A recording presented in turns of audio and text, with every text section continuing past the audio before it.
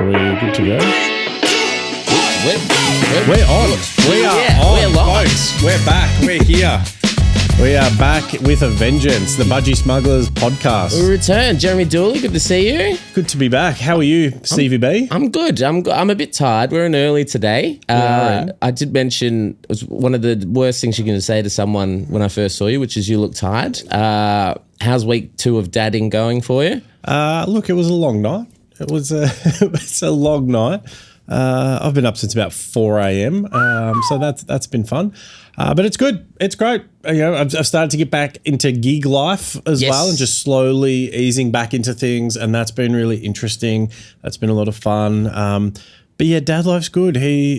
Look, everyone tells you like they grow really quickly, and I would always internally roll my eyes so hard at that. Yeah. But then when you have your own and like you are like dressing them every day, and the stuff that was too big is now too small after only 2 weeks, that is a fantastic sentence. Yeah, it's mind blowing. It's cool. It's very cool. He's opening his eyes a hell of a lot more, and making a lot more noise. Yeah, it's great.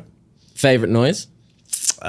He does this one when he's feeding, and he just gets in there and he goes, I'm like, oh yeah, father and son. Yeah, love that. Love that. And you said you've been getting back into gigs? Yeah, got back into, did a couple of gigs, a couple of little spots. Last minute drop in at a gig that you were on in Sandringham at Hobson Stores. Which, is always a bizarre and entertaining gig. I seem to, it's a bit of a rough gig, but I seem to do okay there every time I've played there, which always confuses me because the audience there ranges, I think on Thursday it ranged from 12 to probably 78. Yep. And it generally skews a lot older, that Certainly audience did. there. Certainly did. I got some feedback after my set.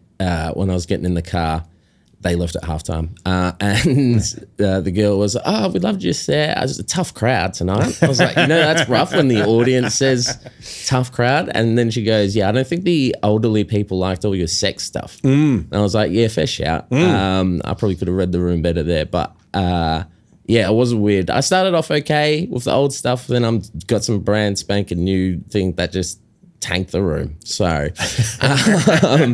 that's to be expected. But how do you go writing new stuff? What's the Stevie Bradshaw method? It's I write first thing in the morning. So I get up, the process is coffee, laptop, darts, and then I'll just either go through notes and try and write new stuff or try and refine some old jokes that aren't working.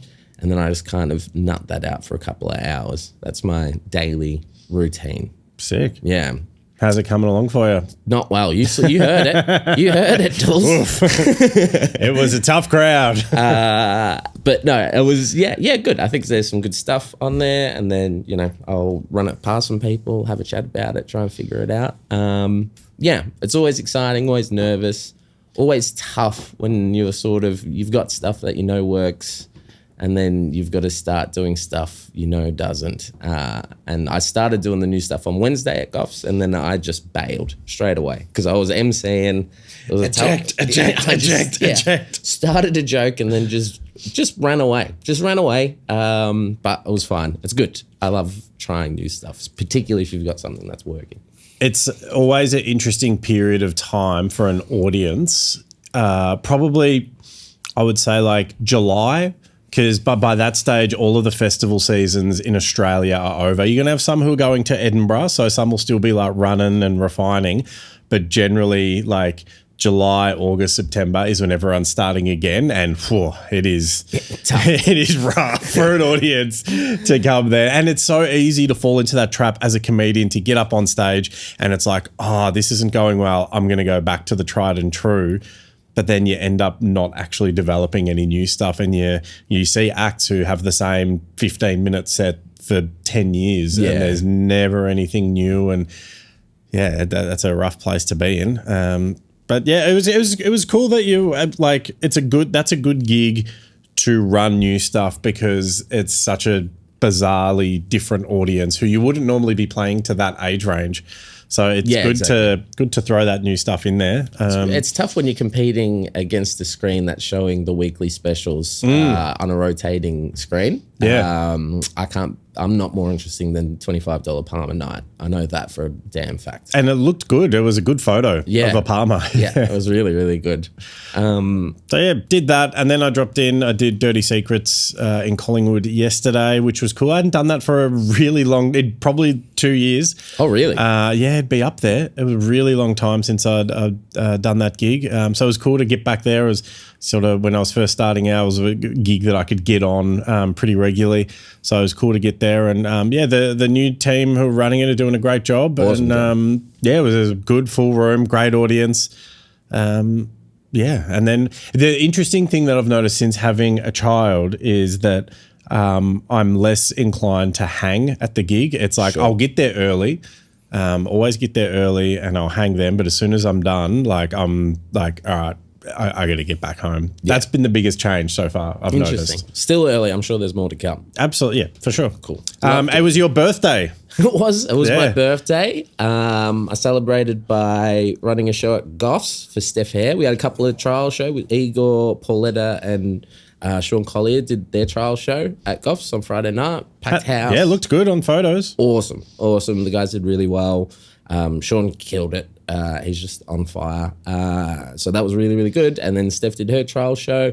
Also really good. She got some ovations, some applause breaks, which is always a good sign. Bit of a confidence builder. So they're going to be two awesome shows during the comedy festival. So I did that. Then went to the Cass. Hey, hell Took yeah. a little crew to the Cass. And yeah, just had a good night there. Was there for way too long. How'd you go? At one stage, I was down to my last sort of 4 chips, I think. So I was about to go home very sad and depressed. And then last spin of the roulette wheel, number came up, cashed out, went home. So didn't lose everything, which is good. Yeah, great. Yeah, hell yeah. What else? I think it's I'm starting to get back into things, starting to get back planning into things. So that's been a really interesting thing. But I've noticed in the last couple of weeks, I need to get back into the gym. Because I'm doing all this stuff. I'm planning ahead. I'm getting the year sorted and the following year sorted as well, and where I'm touring. And I've probably left it a bit later than I normally would have. This time last year, my year was pretty much mapped out where I was going, and but having a child sort of you throws a few things into chaos. But someone took some photos of me on stage, and I saw them, and it was like, whoa, I need to get it together, dude. Yeah, no, I feel you. This is actually good. We're gonna skip ahead because there is something I did want to talk about. NRL's back. Cam Munster had a monster of a game. Was killing it out there. He's lost 6 kilos. And he told his wife, I'm planning on losing some weight. And she said, there's no way you'll ever do that. And he did. Have you ever been in that situation? Is that something you need? Shells to just go, Dools, come on. Yeah. Yeah. Probably. I mean, it's at the moment, because there's so many people dropping food off at our front door, and I don't like to waste food, especially if it's someone's cooked it as well. I'm like, no, we have to eat all of it. So I've had 4 big servings of lasagna. We've had 4 trays of lasagna dropped off in the last 10 days. And that's a lot. And I haven't been, I've done 1 jiu-jitsu session and I've been to the gym maybe twice in that period. So I'm not working it off. Yeah. Well, that'll turn around. That's to be expected the first few weeks. Absolutely. So that's something that is on the horizon for me at the moment. So I got to get it together. And Facebook memories don't help, because I got a memory pop up, and it was I think I was in Los Angeles at the time when I was living over there, and so I was like shredded. Yeah, I was competing every weekend or every other weekend. I was training 2-a-days with some killers, MMA fighters, jiu-jitsu athletes, and it was like, whoa, that was a lot of kilos ago. I've got a weight loss tip if you want to hear it. Yep, far away. Works every single time. If I was you and I really wanted to lose the weight, break up with Chelsea. Yeah, it does. Yeah. You just watch the kilo shred off. Yeah. It's unbelievable how that works. Go to the gym, you paint your bedroom, you rearrange the house. It's like, ugh. Yeah, do it. All right, that's good. That's breaking news on the Budgy Smugglers. On relationships, I did want to ask you about this because you've probably seen my act 50 times too many. So you probably know this about me, that I've been single for a long while, and I've started seeing a female lady, and pretty early on she said, you can't talk about me on stage, which...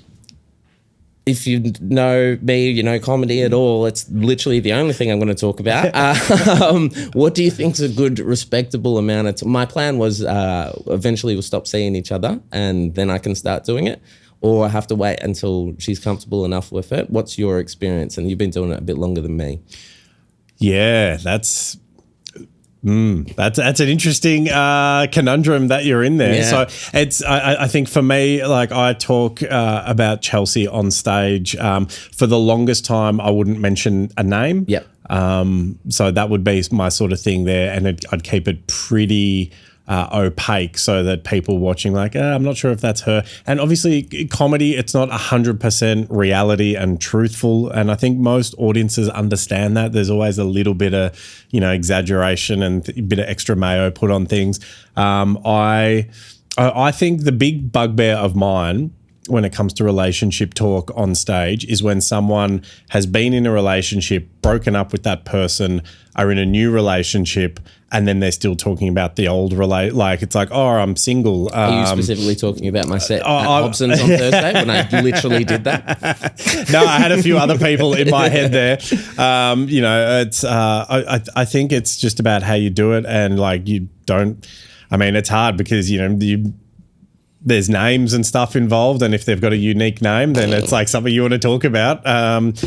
I think it's just about having the conversation, getting them to see you as much as possible perform and do well. I think that's really important. I'm limited in that. That might be a challenge. Because if they see you doing like shit gigs, or if you're working new stuff at a mic or something like that, for them, it's like, oh, this person's probably not very good and won't know how to respectfully or tactfully make jokes or stories up like with me in that universe. So I think if they see you do well, they're like, oh, this person's a safe pair of hands. And even though, they might take the piss, like people are gonna know that it's not real. Yeah, totally. Have you ever had that with Chelsea or a different partner where you had a few jokes that they didn't like? I mean, Chelsea. Was she a fan of Meat Stick from the jump? That was true. Yeah, that was a true fact. I definitely when I first started comedy, I was dating a girl very briefly, and she saw some rough gigs. Not only had I just started comedy and I didn't know what I was doing, but when you're just starting, you're doing shit gigs. And like she came with me to Ballarat to do a gig, and there was... You took a girl to Ballarat? 2 people in the audience. And it was... No wonder it was a short-lived relationship. Aggressively open mic, that gig. And my jokes then were like horrific. And we're driving back, and it was silence for ages. So what's that, 1.5 hour long drive? Yeah, from where I live. And then she breaks the silence and she's like, I don't know why you still do this. But Chelsea's pretty good. So she saw me do all right pretty early off the bat. Like she knows, like I'll always talk to her before I'm like, hey, I've got this idea. What do you think? And she knows my comedy style and me well enough to be able to go, okay, cool, I can see how that'll work. Yeah. And she's pretty good about it. And sometimes though, I have had where like she came to my show at the comedy festival in 2023. Yeah. And she came with a big group of friends, and I had this joke of telling this story about, at that point Chelsea was like starting to move in, and the amount of pillows that were appearing on my bed, and one of her friends is like, that doesn't sound like Chelsea. Oh, the gig in front of friends. How do you... We'll get to the sport in just a sec, but how do you find it? The gig in front of friends is the most challenging gig. Not my friends will give me shit regardless totally. when they come to shows, and my friends don't really come to my shows. But probably the worst that happened, I was playing. We were in Portugal.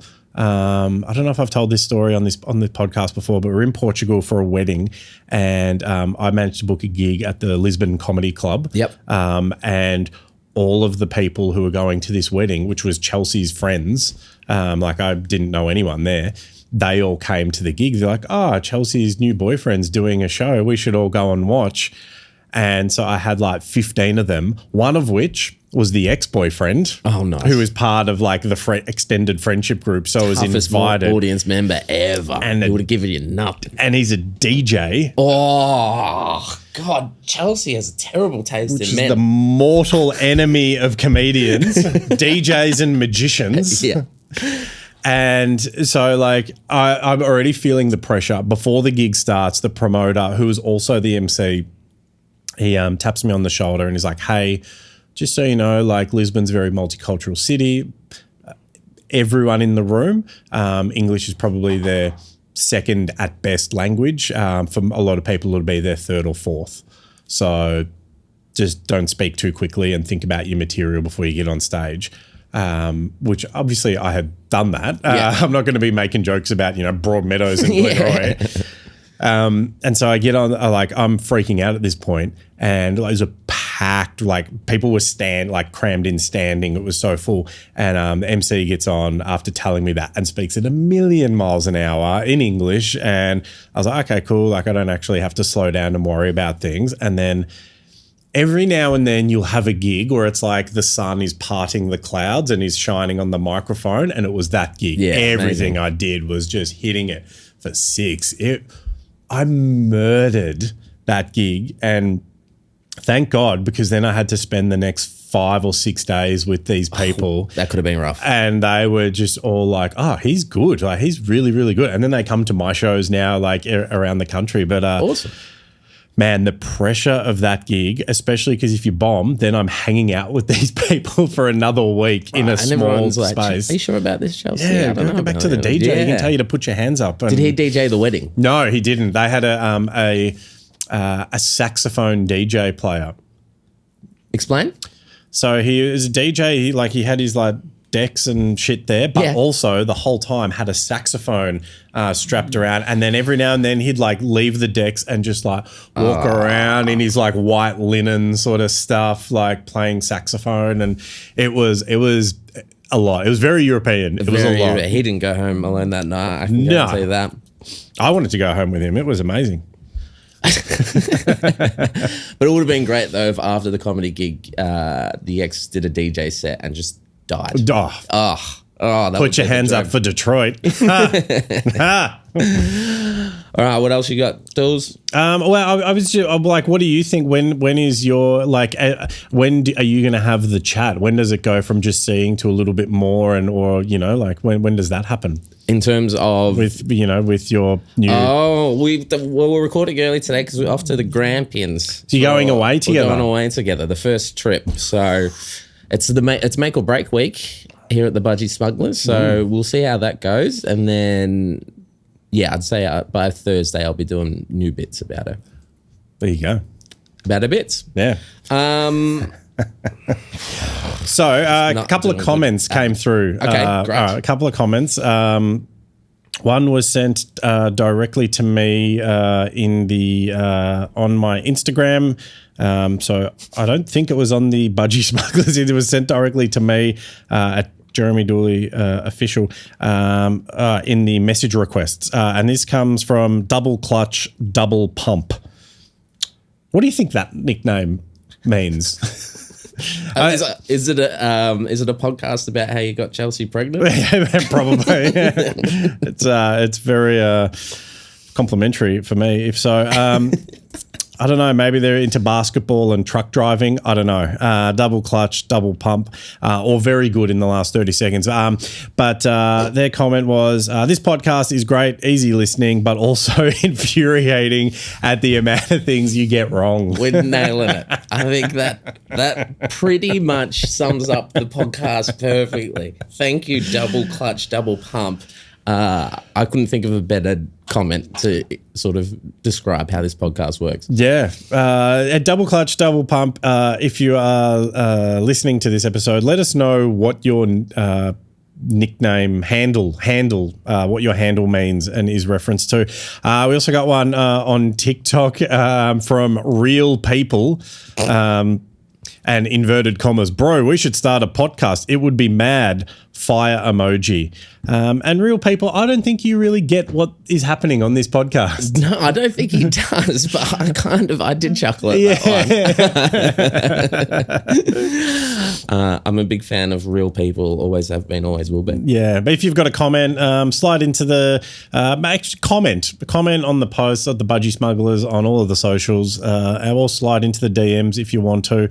We'll read them out, regardless of if they're complimentary or not. Be nice to get a complimentary one for once, though. But hey, here's something. Do you use Bleacher Report app? No. So it's what I use to get all my sort of. It's got all the NBA scores, news updates, all those kind of things. And they've done my pet peeve of any app. They've updated it and made it 10 times shitter. So Bleacher Report, I don't know. They're owned by something, Turner, I think. And now it takes like 5 minutes to load. If I'm going to have a dart, I just want to check the basketball scores, see how the boys are doing, and it doesn't work. It's probably my biggest pet peeve is when apps or websites update and make the product worse. That's fair enough. That's even as simple as when they change the color of things. Like Messenger just changed the color. It threw me. Eventbrite organizer, they changed the logo. I'm trying to look at ticket sales, all that kind of thing. I'm lost. I'm lost. Yep, not into it. So just give us a heads up. Give us like a little video of like what's changed and where things are. Might be better. I'm not going to watch it, but someone will. Done. Shall we get into some sport? Yeah, what's been happening in the world of sport for Aussies this week, Stevie B? I watched the UFC, I think it's 314 Miami press conference for one thing and one thing only, and that was Volk. Did you watch it at all? He was singing. I saw him sing an emo classic, and he actually nailed it. He knocked it out of the park. I think it was a good sign. I think he's in good spirits, a good mood. Who knew Volk could sing emo? I certainly didn't, but it was pretty good. What? I would never have picked Volk to be an emo fan. He was making fun of Diego Lopez's shit haircut. Fair enough. Basically, he said it was a party at the back, mullet style, but emo up front. And that's what led to him singing that song, which I thought was great. What music do you think would be on Volk's Spotify, like end-of-year rap? Honestly, I think it'd be the exact same as yours. Like 70s rock music. It'd be Hunters and Collectors. Like he just gives off that vibe is what I would have thought Volk would listen to, that kind of shit. Oh, yeah, I can see that. I have seen Hunters and Collectors play live before. I reckon Volk it'd be that, and then there'd be just like some weird like Macedonian like cultural in-language music in there too. That would be the thing that I would think. Amazing. I loved it. But he's in good spirits. He looks shredded. I think it's a guarantee. You can bet your house on it now. While speaking of singing, I could jump ahead. Can we jump ahead? Yeah, let's jump ahead. Jump ahead, because we were talking about, for, I would say, 20 minutes too long, 6 and out last week, the Brett Lee's cricket team's band. And I did say maybe we could look at the top best ever athletes turned musicians. And I've put together a top 5 that I wanted to run through with you. Also, just before we go through this top 5, I discovered there is a documentary about 6 and Out. Get the fuck out. So I'm going to watch it this week, maybe this afternoon. I will subject my partner and child to watching the 6 and Out documentary. I think it was on Binge. I saw it. Amazing, though. Jeremy Dooley, it is not just a documentary. It is an episodic documentary. One for each song. I think it's probably 6 episodes. Yeah. That is, it's on KO. KO, that's where it was, yeah. Oh my good, I cannot believe. Do you know what it's called? 6 and Out. Second innings. Hey! So I think it might be about the comeback. The comeback trail, Jesus. That is.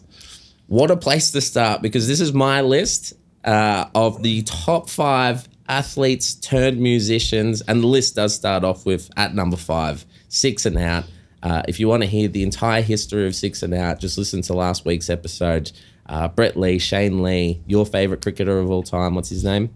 Richard Cheekwee, and a couple other guys. Not too many athletes turned musicians have a 6-part documentary series on KO. So I think that's very just. 6 and Out, number 5. At number 4, proof that if you have 3 balls, it's probably one too many. It's LiAngelo ball. Have you heard Tweaker? It's a banger. It is a certified banger. Yeah. Not even low key. Not even low key. Just I heard about it. You see it, and then you're like, it can't be good because it's a ball, and it is absolute certified banger.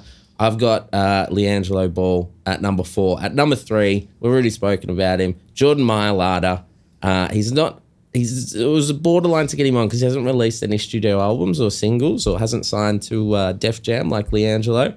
But he has been on The Masked Singer and dominated, and he does have the voice of a Samoan angel. So I've got him at number 3. At number 2, it's a very basketball heavy, this list. Shaq. Has to be. Shaq Fu, the man. Fu, first album, Shaq Diesel, number 25 on the Billboard 200, 5 studio albums. I had Shaq Diesel on compact disc when I was younger. Yeah, a big Shaq fan. I had Shaq everything. I had Shaq Fu, the game. I have Kazam on I had a Kazam VHS. t-shirt. I had a Kazam t-shirt. I had the Shaq toy where you could make him shoot free throws. Never went in. But so I've got Shaq at number 2. And at number 1, this is a pretty easy one. I think everyone will see it coming. The number 1 top athlete turned musician is the Macho Man Randy Savage. Ooh, yeah. Yeah. His album and song Be a Man from 2003. Have you heard this, Dools? I know of the song. You know of the song? Yeah. Oh, my God. It's absolute fire. I've got some lyrics here from it. It's basically the whole album is a Hulk Hogan diss track. Wow. Diss album. This is some of the lines. They call you Hollywood. Don't make me laugh because your movies and acting skills are both trash. I think he rhymes trash and laugh, maybe, in the song. Your movie straight to video, the box office can't stand, while I got myself a feature role on Spider-Man. Poetic genius. Yeah, poetic genius. So I thought that was a pretty easy one. And did I leave anyone off the list? I'm surprised that Mark Jacko Jackson, great call. former AFL personality, legitimately handy footballer. People forget about that, but he had a song, I'm an Individual. Yes, that made it all the way over to the US and whatnot. Yeah, and he got to number 3 on the charts here. That is insane. Yeah, maybe you're right. Also, I would apologise to Dame Lillard, because he's Dame Dollar. Yeah, he's probably the most talented. I was expecting Dame to get a run in there. My Aussie legend. Also has released a song for the week. I did change who my Aussie legend is. Like just now? No, before we started. And it is. We'll just go straight into it now. Let's do it. An iconic female surfer. So I was sitting at home. Chelsea's family they make surfboards, burn surfboards, based out of Thirroul. Whenever something's surfing, did they pay us for that plug? Yeah, probably. Hello, we're sponsored now by. Let's take our surfboard. I need another 7-footer. I need a new 7.6, please. Big wide boy. Anyway, So I was sitting at home and I've always liked surf movies and docos and stuff like that. I find them very relaxing. Especially if the soundtrack is good. And I was watching one about female surfers. I can't remember what it was called, but it was great. I think it was like Girls Can't Surf or something like that. And Pam Burridge got a bit of airtime in there, and I just went down a rabbit hole. And so Pam Burridge, Aussie surfer, and was famous for just always finishing second, always just never quite like either choking on the last wave or in the final heat and missing out. But then eventually, after like 9 years on the tour, winning and being the ASP champion for that year in 1990, inducted into the Sports Australia Hall of Fame, has a surf school as well on the south coast of New South Wales. But also one of the Sydney ferries is named after her. They've named it Pam Burridge. So they didn't really think too much about it. The Sydney ferries there probably could have, come up with something a bit more creative there. But in 1984, she released a single in collaboration with then love interest Damien Lovelock under the name Pam and the Passions. Ooh, that's pretty 80s. That's pretty 80s. And the song is called Summertime All Round the World. So Pam Burridge, you are this week's Aussie sports legend. Well done, Pam. What was it? Surfing around the world. Summertime all around the world. Summertime all around the world. I'm sure that's a banger. Pam and the Passions. I didn't have Jack Johnson or Donovan Frankenreiter in my list, and I love Donovan Frankenreiter.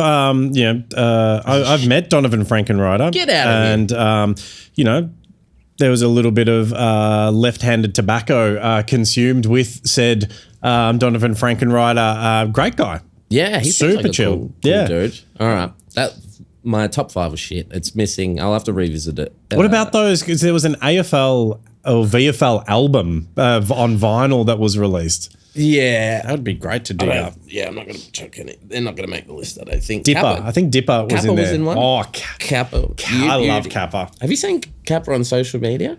Recently? No. Kappa, I hope you're looking after yourself, buddy. That's all I'm going to say. He looks rough. He looks like he's been left in a bathtub for a while, I think. He does look like he's been I've seen his movie. He has a movie? He has a very adult movie. And it is, we got it for a friend's 21st as a gift. Oh, man. All right. We'll come back with athletes turn actors and see if Warwick Kappa made the list. Yep.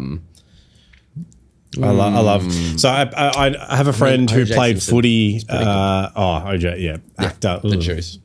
A friend of mine played footy with Kappa. After he sort of retired from sort of the top level, he'd be going around to like local clubs and, getting paid heaps of sheets to play and to get people in there and stuff like that. And apparently whenever there was a drill on, he would commentate for himself. So you're doing like lane work and every time the ball come up to him, he'd go up for the mic and go, whiz. Oh, yeah, whiz on the hands. Yeah, whiz. I love Kappa. Love him. He's an Aussie legend one week for sure. Hey, back to sporting news. We've got another random Giddy stat of the week. I think we might make this a recurring segment where, so this is the random Giddy stat of the week. With his effort against the Heat, Giddy brought up his 3rd triple-double of the season. Very impressive. Joining Michael Jordan as the only Bulls guard to receive 3 or more in a single season. So in 2 weeks, they've pulled up stats that's put him alongside Larry Bird, Magic Johnson, and Michael Jordan, if you can believe it. These random stats are getting out of hand. He's been on fire lately. On fire. I can't wait, though, till they run out of basketball players to compare him to. Like, pretty soon they're going to be talking, like, about cultural shifts and icons. So, and with Giddy's history, like, there could go a whole bunch of different pathways there. It's like, we don't want to see the Kobe comparison. No, not at all. And we're not talking about on court there, that's for sure. But Giddy's been playing so well. He's been tearing it up for the Bulls. Tearing it up, averaging 22.4 points a game with 11 rebounds, 9 assists. Since Zach Levine left, he's been given the keys a little bit more. And even Kobe White had a monster of a game of 40 piece a couple of days ago. So, they're not going to win anything, but it's good. Yeah. I like it. I enjoy it. The Aussies in the backcourt are doing very, very well. The Great Barrier Thief, Dyson Daniels, is just taking the piss on the defensive end. Like, he is just a joke with how many steals he gets. If he gets less than like 3 steals a game, it's an off game for him. He got another 5 against the Pacers, 178 total, the most since Ricky Rubio in 13-14, and hasn't played the whole season. He's missed a few games, Dyson, and there's still a heap of games left. So this is, such a record-breaking season for him. And I would say definitely a lock for first team all defense. Surely, I know we said it last week, but surely is in conversation for Defensive Player of the Year. Surely. Should be a lock, just based on the nickname. Like, who else is up? Triple J? That's a shit nickname. Yeah, that's a radio station. Evan Mobley doesn't even have a nickname. No. It's worse than Bilal Muhammad's nickname. Remember the name. Ugh. Great Barrier Thief should be a lock for goddamn Defensive Player of the Year. I would love Atlanta to make a trade for Jopreath from Portland, and then you could have the Great Barrier Thief and the Great Barrier Reef. We should get, I don't know. And they could release a Christmas wreath. I like it. I like where your head's at. Fatherhood agrees with you. The tiredness is making you go completely fucking insane. Hey, literally just happened while we were recording. Australian Carl Phillips is just won the PGA Puerto Rico Open. That's his first PGA Tour win. Young fella. Good to see an Aussie win. I think he won by about 3 strokes over Nearguard, Peterson, Jay Bramlett, just the big names of golf, basically. That's good. Another Aussie kicking goals. Carl with a K. Dropping bombs. Carl with a K. That is true. I had never heard of him until this morning when I Googled that. Footy's back. Footy's back. Stevie B. Yes. What do you think of opening round? I think it is concept? A giant pile of shit, and I hate every fucking thing about it. It is the dumbest way to start a football season. Take away obviously the cyclone, unavoidable. I think the AFL did the best they could, the only thing you could. But just have, like, the fact that the Saints weren't in it this week, it's like the AFL hasn't even started yet. I've never given less of a shit about the opening of a season than I did this round. I absolutely hate it. I despise it. I think if you're going to launch the season, launch it strong. I heard an idea, it was Lloydie or someone, play 2 games in every state, 2 in WA, 2 in SA, 2 in Sydney, 2 in Brisbane, Queensland, and 2 or 3 in Melbourne. Make it inclusive. Give everyone something to look forward to. By your cheering, I assume you feel the exact same way. The AFL are doing their best to just alienate the fans as much as possible. The AFL, stop listening to some marketing punts and it's like, hey, let's try this thing. Soon they're going to be doing like even more aggressively American sports style stuff, like throwing t-shirt cannons and stuff like that. Just put the game on and don't mess it up. That's what the fans want. That's what people want. They want you to stop meddling. Just start with round 1 like a normal, rational organization. Start with round 1. I like that idea of having it spread around the country. Stop meddling to try and like get some more money that the fans are never going to see the result of. Like the fans, this is just the AFL doing a money grab to try and get an extra round in there and change things up so they can get more money in their coffers. They don't care about the fans. AFL, grow up. It sucks, and we hate you for it. That was too harsh. I take that back, but it's true. It's true. It is terrible. And yeah, I just hated this whole weekend because of it. Let's do a bit of a preview for the AFL season that has technically started. Yeah, no, it hasn't. It starts this week, and I'm looking forward to it actually starting. All right, let's pick a few things. Who do you think's going to win the premiership this year? I don't think Brisbane will go back to back. I think losing Danaher is too big for them because not just he's a big target, but you can run him through the middle as well. He can take the throw-ins and ball ups in the forward half. He's got a weird look and it makes defenders a bit uncomfortable. They see him and they're like, ugh. So that's a big loss for them. Who do I think is going to win? I reckon Geelong will be up there in the pointy end, which annoys me because I think Geelong are cheats and rot the system. There's no way they can afford all of these players in there. They're just like, oh, cool. Here's $1 million sponsorship from Cotton On. Oh, how's that happening? But I think Geelong will be up there. I do think maybe it'll be a Geelong-Sydney grand final. You think so? Interesting. I'm backing in. I think it's going to be an all-Sydney grand final. Yeah, I'm backing in GWS. I think they've got the talent. I think they've got the right coach now. I think they've got the package. Just loaded. They got the package. I think two X factors, him and Toby. I mean, they can wreak havoc all season. Their midfield is as deep as any. Their defense is solid. They got weapons everywhere. Whitfield, they're just spoiled. So I think they're going to be good. I don't know what happened in the finals last year where they fell short, but I was expecting them to. I think I picked them to win the flag at the finals season last year, and I reckon, Sydney. I reckon the coaching change, maybe Freo's up there as well. So you've got Geelong winning. And Sydney runner-uppers. All right, I'll go. Did I say Sydney? Yeah, Sydney. I'll go GWS to win and Freo runner-up. Change things up. Getting Shea Bolton, huge for Fremantle. Big time. And then they're going to get better next season. 3-2-1, wooden spoon. Richmond. All right, easy. Who's going to win the Brownlow? A midfielder. Guaranteed. I reckon it'll be... I reckon Lachie Neale's a good chance again. Again? Yeah. Brisbane, they win a lot. McCluggage is my smoky. McCluggage is a very good player. I think he's a good chance. I reckon he's a chance. What's the guy?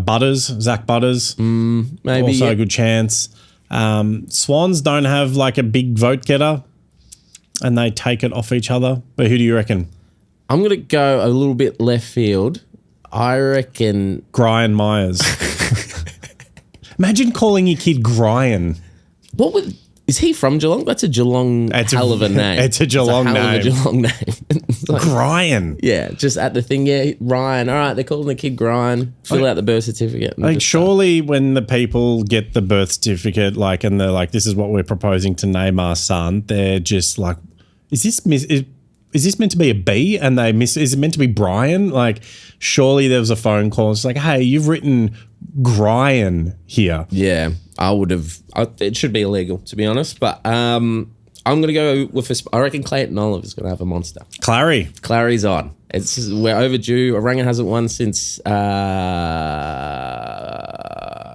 Voss? Would you consider Cooney, but he died his Cooney. Hair. Yeah, he was ashamed. Yeah. But his roots. There hasn't been a ton of Ranger winners of anything. Brad Hardy in the 80s won a Brownlow. Bulldogs, was it? Yep. Yeah. Long sleeves. We're just due, is what I'm saying. All right. And who have you got for Rising Star? Rising Star, I'm going to go the number one draft pick from Richmond, Sam Lawler. He'll play a lot. Will play a lot, can play forward and mid, and they're going to be, showcasing as much as possible young players at Richmond. They'll get smashed every week, but he'll have a chance to be in the coalface. Yeah. I would have said Jagger Smith from Carlton, but did his knee. My dark horse would be Harvey Langford from the Demons. I think if he gets a game, he's going to play a lot of football this year. Yeah, that's a good tip. I'm going to go with, and I think it's guaranteed, it's Levi Ashcroft. Not even close. Any other predictions for the footy season? Who will be your what will be your surprise packet? So that could be a team or an individual. I don't know if you can call it a surprise, but I just feel like, because it's well overdue, I think it has to be Gold Coast. Top four. That's my bold prediction. Gold Coast top four. I think Hardwick's had the reins for enough now. He's got a sense of the group. He's made some changes. And I just think if you've got that many guns in your team, midfield stacked, forward line stacked, solid back line, they bring in Rioli, they bring in, what's his name, Noble. So they got a bit of run and dash off the half back line, and I think they're ready. Yep, huge. What's yours? I'm going to change my Brownlow prediction. Fantastic. Because I forgot that Gold Coast existed, like every other Makes fan sense. of football. Matt Rowell. Really? Brownlow. The Row man. Rowley. Contract year, baby. Can Rowley. Love ya. So it's Rangers all round then. I reckon. Is he Ranger or Brown? Yeah, he's definitely He got looks red like hair. a Ranger. Yeah. Rowley has red hair as much as he wears hats off field to try and hide that. We see what you're Rowley doing, Rowley. will win the Brownlow. And if it doesn't, he will win it at some point in his career. I cannot stress. I'm a huge Matt Rowell fan. Interesting. He will win the Brownlow. I don't know if he's got enough dash out of the pack. He's in and under. He'll get your yeah. 15 contested possessions. He'll tackle. He'll break away every now and then and do something amazing. Matt Rowell. Can Rowley. Go Rowley. Love that. Gold Coast all over it. One of my favourite weeks of the year this week. Dools. F1 is back in Melbourne and I'm pumped for it. Are you an F1 person at all? I did not know that it was on in Melbourne this week. So Okay, so no? No. You ever watch, and I'm one of them, they make fun of us, but I kind of fell in love with F1 through the show Drive to Survive. Have you watched it? No. Give it a shot. It's pretty great. I've heard good things. I've never gotten into it. Fantastic baby is trying to get to sleep show. So I highly recommend start from season 1. But Aussies, we're all over it. We have been for decades now, from Webber to Ricardo to now we've got Oscar Piastri, who's poised to maybe make a huge breakthrough this year. He already had his breakthrough year last year in his second. And we have Jack Doohan joining that Mick's Alpine. son? It is Mick's son, Jack Doohan. He's signed to Alpine, the French team, so he'll be making his debut this week as well. There's only 20 jobs in the world, and Aussies have 2 of them in a European-dominated sport. I think I'm very proud of what the Aussie boys are doing, and I'm looking forward to this race. Tell me, how much, as a non-fan and you being a fan, how much is it the driver versus the car? It's all the car. You put the best driver in the shittest car, they're going to go shit. Like if you put Max Verstappen in the Kick Sauber car, he's not going to win anything. So you need one of the best cars, if not the best car. Verstappen did it last year with not the best car. By the end of the season, his teammate was terrible all year. He got the arse at the end of the year. So in essentially the same car. So it's definitely a combination of both. You need a good driver with a top tier car. But F1, I'll be going. I think I'm going to the race. So that's exciting. Jack Doohan, his spot's already under threat. He hasn't even been in the car yet, but over summer, Alpine signed Franco Colapinto, famous for stealing other drivers' girlfriends, which I love, and now he's going to steal Jack Doohan's seat, which could be quite scary. So he's already under pressure to perform from day one. But Oscar Piastri is the story. They won the Drivers' Manufacturers' Championship last year for McLaren, the first time in a quarter of a century. I think he was 4th in the driving stuff. If you don't know anything about I've vagued out. I'm not going to lie there. fine. I've just let me cook. But one thing you do need to know is obviously you've got all the races going against each other. There's 2 teammates.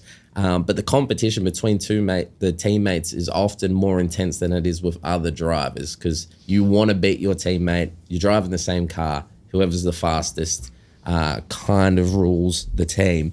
And Oscar Piastri is making waves. And my prediction, my big call, is that by the end of the season, Oscar Piastri will overtake Lando Norris, who was second in the Drivers' Championship.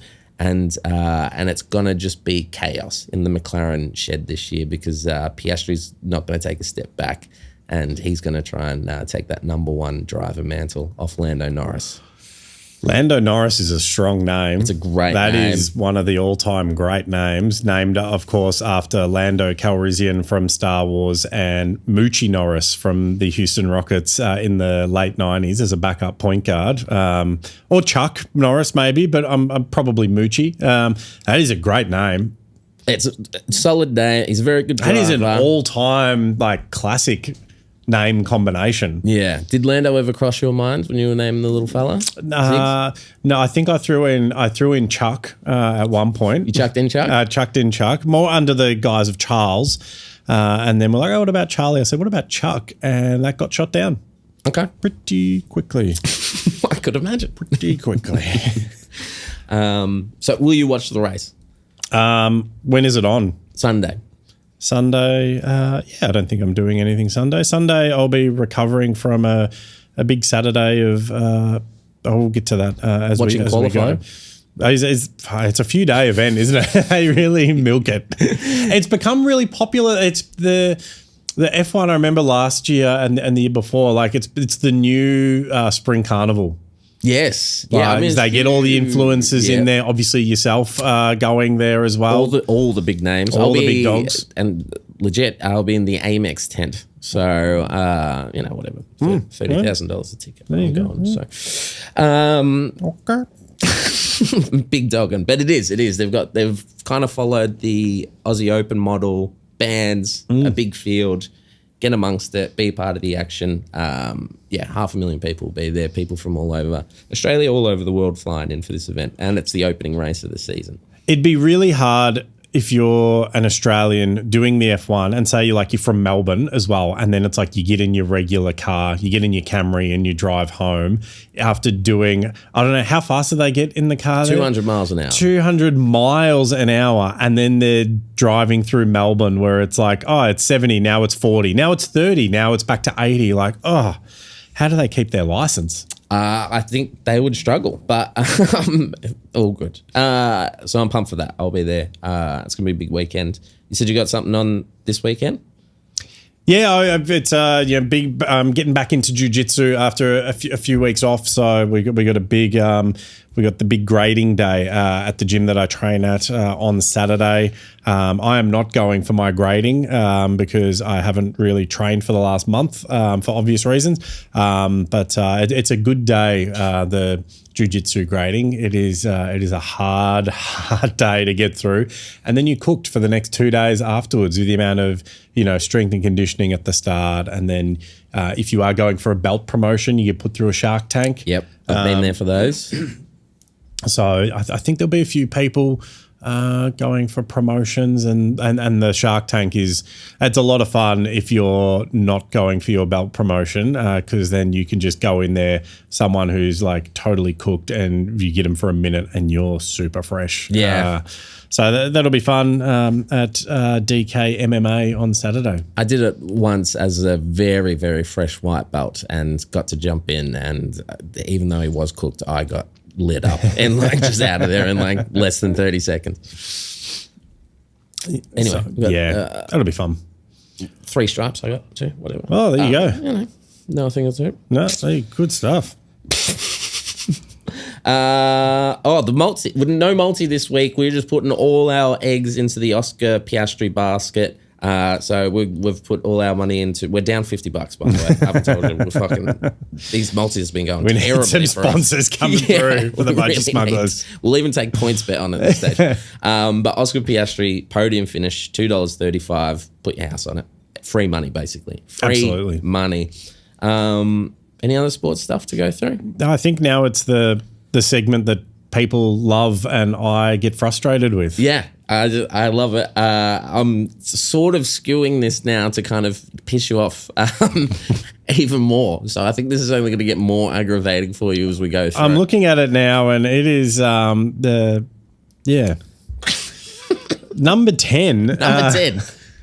You've gone Finn Callahan from GWS.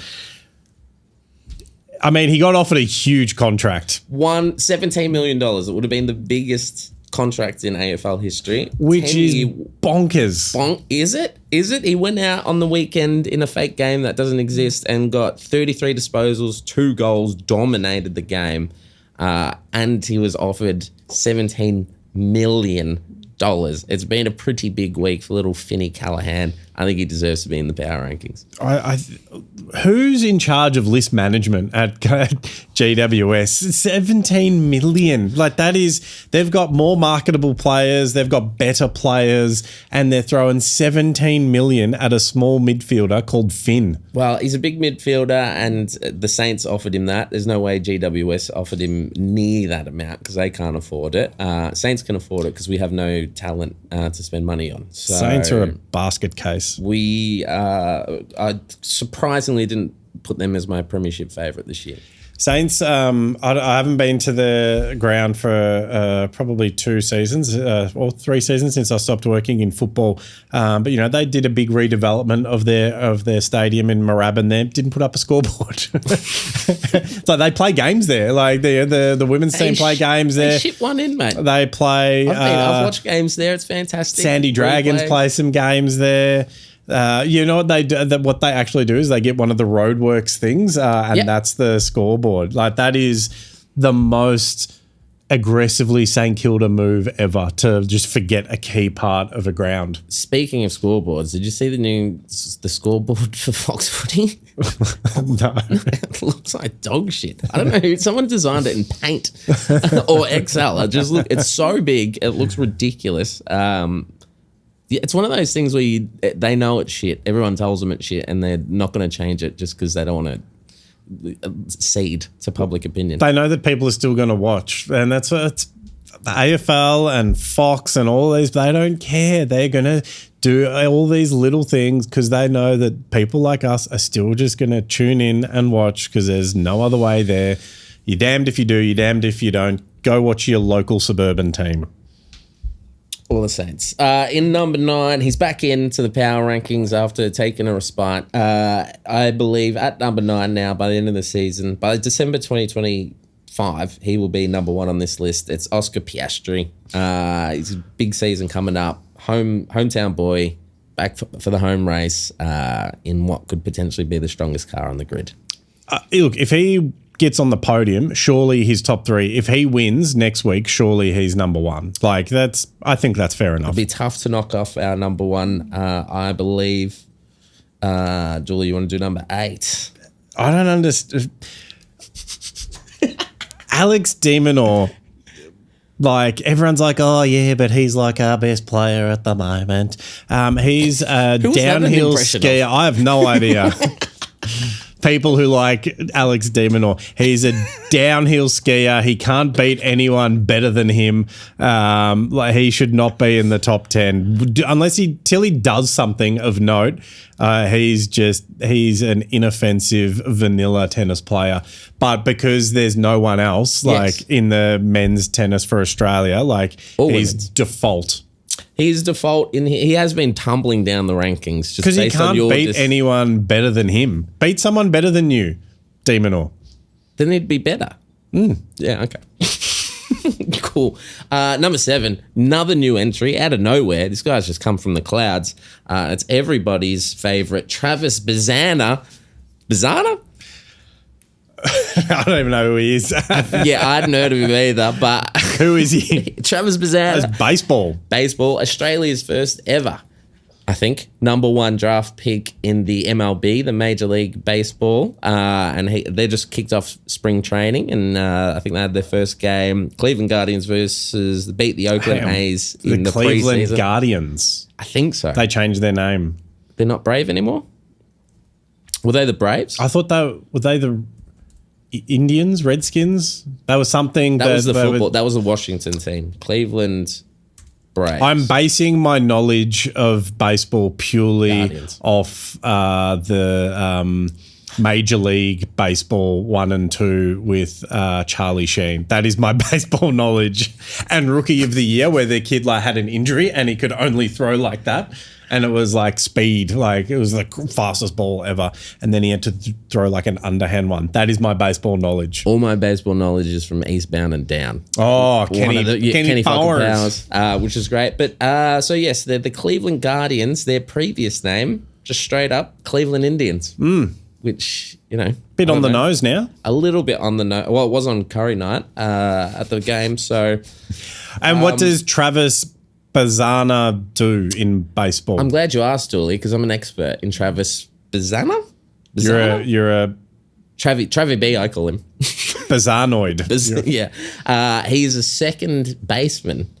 And I believe in baseball, he's a hitter. He's an infielder and hitter. But a number one draft pick for That's an Aussie. huge. That's huge. They play so many games in... Hundreds. Over 100. So many games. Surely they're not all important. Have you ever watched a baseball game from start to finish? Oh, God, no. I couldn't think of anything. I know we watch test matches for 5 days, but I don't know why I'd prefer to watch that than a game of baseball. Yeah, same. Yeah, not into that. All right, number 6. He might not be in next week. Still in the top 10. She went, somehow nothing has happened and she's gone up the rankings. I don't know. I don't understand your algorithm here. Molly Picklum, the surfer.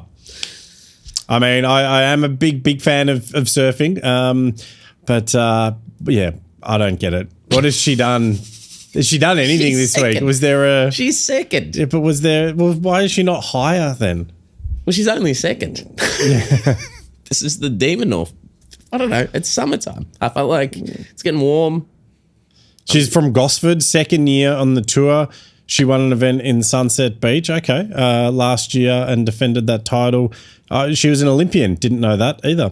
There you go. I knew that. I'm Molly's biggest fan. That's why I've got her number 6. She's the 6th best Aussie athlete in the world this week, based on the algorithm. In number 5, she's shot up the rankings. Mary Fowler, after your claim. The thing that moved her up the rankings was your claim that she will have a better finished career than her partner, Nathan Cleary. I'm a huge Mary Fowler fan. I think the Matildas, forget Sam Kerr, done. Build around Mary Fowler. Mary Fowler could be the GOAT for women's football in Australia, and I think I don't know if the Ballon d'Or if it's the same for women or if it's a different trophy, but if it's the same, Mary Fowler will win that one day. Love it. Mary Fowler at number 5. All right. Number 4. Big Geordie Mailata. I don't know how he's still he hasn't played. He's tumbling down the list. It's really going to start dipping very, very soon. But he's been in the news. He's been doing interviews. He's been doing like the Kelsey's pod, all that kind of stuff. I think he's back in Australia, but maybe an oversight by me. Number 3, just with a rocket. Oh no, you look disappointed. It's Josh Giddey. How is he not? He's been compared in the last 10 days. He's been compared to Larry Bird, Magic Johnson, and Michael Jordan. He'll probably have a Shaq free throw stat next week. Who else is it? Oscar Robertson? I don't know. Big O, like even not even talking about defense. It could be like Hakeem Olajuwon or Dikembe coming up next. Like who knows? Gary Payton. Josh Giddey is in a rare vein of form at the moment, and he should be number 1 in this list. That's what you're upset about? Josh Giddey is the in-form Australian athlete at the moment in any sport. He's crushing. You're just angry at who you're looking ahead and seeing who's number 1 and can't believe number 1 and 2 are mind-boggling to me. My mind is in a bottle. What? Mind-boggling? You've got Rhea... You're supposed to say boggling? Bottling. Okay. You've got Rhea Ripley. It's WrestleMania season. She's season, but not yet. It's not WrestleMania yet. She hasn't had the Mania moment yet. Name one other world champion on this list. Jordan Mailata. Fuck. Current world, active world champion. Rhea Ripley, great. The Queen of Adelaide. They need something going for them in South Australia. But Josh Giddey is in more form than her and is in better form than your number 1, who is Alexander the Great Volkanovski. He just did a press conference where he sung emo music to perfection. He's all over the news. He looks shredded. He's the greatest Australian fighter in the world of all time, undoubtedly. And I think he's basically the co-champion at the moment because there's no champion. So I've just made that up. But I can't. It'd be very hard pressed unless if Oscar wins this week, if Josh Giddey scores a quadruple double. I don't see Volk. Just because I know it kind of pisses you off, getting knocked off the number one Australian athlete in the power rankings. Volkanovski sings emo for, to get in the heads of his opponent. Josh Giddey looks emo 24/7. That is true. Josh Giddey would be like, he'd be listening to Dashboard Confessional on the planes between games. So I think Josh Giddey, it's like Bane and Batman. It's like, I was born in the dark. Like Josh Giddey was born emo. Yeah. He's got that hair, that luscious look of hair. At some point, instead of it being just perfect, it just went over like that. You just surely. He just kind of, I don't know. I think he looks like he listens to like a lot of Taylor Swift. He's got a bit of Swiftie vibes. He probably likes a bit of Boys to Men. I reckon he's got a bit of that. Who doesn't? But I reckon Josh Giddey's first passion, emo music. Interesting. I don't know. But on Music Week, yeah, if someone sings on stage in front of thousands of people, they get to go number one in my books. Interesting. Okay. Anyone you think I'm overlooking in the power rankings that should be in the conversation? How is Dyson Daniels? We're talking about him like smashing records and dominating steals. Doesn't even get a look in. You've got Finn Callahan who's just been offered something but hasn't done anything yet. 33 disposals and 2 goals. Once. He has one good game. It's power rankings. It's the power of wankings. Power wankings. You were better there.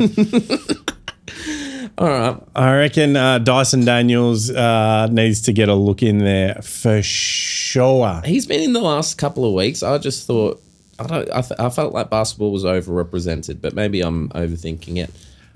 Who was the guy that just won the PGA tournament? He could have had that guy, yep. That literally happened while the pod was live, though, so I couldn't go with that. Maybe next week he's in. I think as well some soccer stuff in there could go well.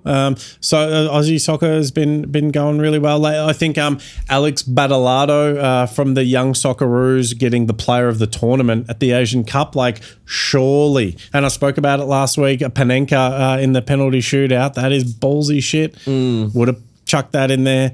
I would have chucked underage sports though. You know what I mean? It's not do it in the seniors and come see me. Maybe you'll think about putting you in the power rankings. Yeah. I mean, I'm gonna leave what I was about to say alone. Love you, Josh. It's like if someone kicked 30 goals for the Melbourne Bloods under 16 team. I can't put them in the power rankings. It's youth. You can't put yourself in there. All right, that's my power rankings. I think they're progressively I'm just gonna do things to fire you up. I think you use these to get in your head. I'd put Noah Botic in there from Western United in the A-League. He is leading the league in goals at the moment, and he's like 20 or something. Like he's super young. Like that's good. No idea of what the fuck you're talking about, but comedy, Stephen Bradshaw comedy on Instagram. Speaking of, what's on for the week for you, Stevie B? Well, I'm taking this little break. I thought it was a good opportunity to get away before the comedy festival, which is going to be very intense in terms of gigging pretty much every day of the week. So I'll head off to the Grampian. So not much. I don't even know if I'm doing any gigs this week. Wow. When was the last time you had a gig-free week? Christmas. Oof. And then before that, never. Yeah. Wow. So I'm sure I do have gigs. I'd have to look it up. I'm killing it in promoting myself on the show. But yes, I'll be at some gigs probably Friday. I think I've got one.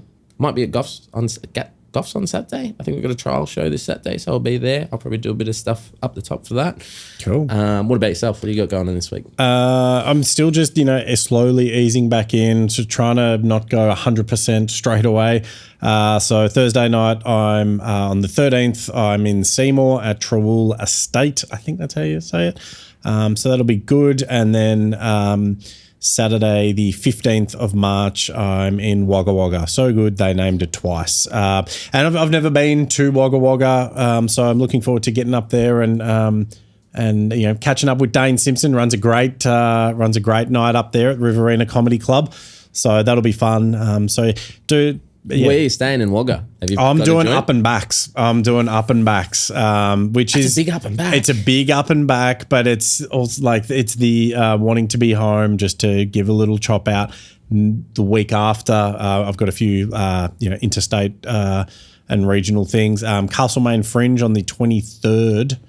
Is on sale. Tickets are moving for that, so check that out on my website, jeremydooleyofficial.com.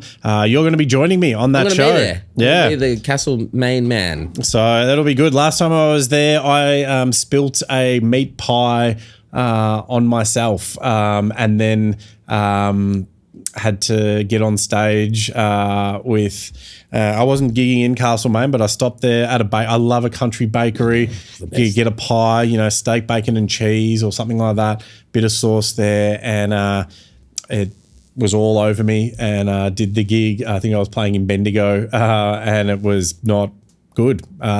So I will have a pie again on Sunday the 23rd, and hopefully not going to be all over me. But that is on sale now, and you can get tickets at jeremydooleyofficial.com.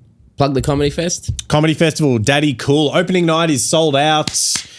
Opening weekend is looking packed. First night's sold out. Second night's got I think about 15, 16 tickets left, and the Sunday of the opening weekends, I think similar. And each week there's at least a couple of nights that are nearly sold out, but there's plenty of tickets there.